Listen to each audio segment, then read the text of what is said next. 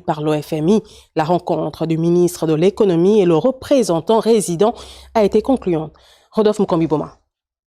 Monsieur Abou, bienvenue. Merci. Au-delà de la rumeur qui secoue la toile ces dernières heures sur la suspension du Gabon par le Fonds monétaire international, la vérité vient d'être rétablie par le représentant résident du FMI au Gabon au sorti d'une audience express accordée par le ministre de l'économie Moïse Moussi. L'information n'est pas avérée. Relativement à la troisième revue, je pense que c'est à cela que vous faites allusion. La troisième revue, les retards relatifs à cette troisième revue datent déjà depuis la fin de l'année 2022. Ces retards ont été rendus excessifs avec la période électorale que nous avons connue. Aujourd'hui, la priorité pour les autorités et le FMI est de faire un état précis de la situation économique, sociale et financière du pays.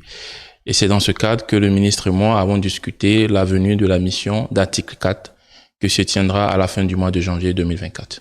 Tout est parti d'une mauvaise traduction du message en anglais pourtant posté en juillet 2023 sur le site du bailleur de fonds, mais repris de façon malencontreuse ces dernières heures. Je pense que c'était une question d'interprétation. Pour être honnête, je ne sais pas véritablement pourquoi est-ce qu'il y a eu cette rumeur, mais je pense que l'essentiel aujourd'hui, c'est de faire un état précis de la situation du pays, économiquement et financièrement, et la mission d'Atika du FMI, qui se tiendra à la fin du mois de janvier 2024, se fera dans ce cadre-là. La rencontre urgente entre le ministre de l'économie et le représentant résident du FMI prépare également la mission du bailleur de fonds au Gabon en janvier 2024. Alors, la rencontre avec le ministre de ce jour était déjà une visite de courtoisie au ministre Moïse Moussi, ministre de l'économie et des participations.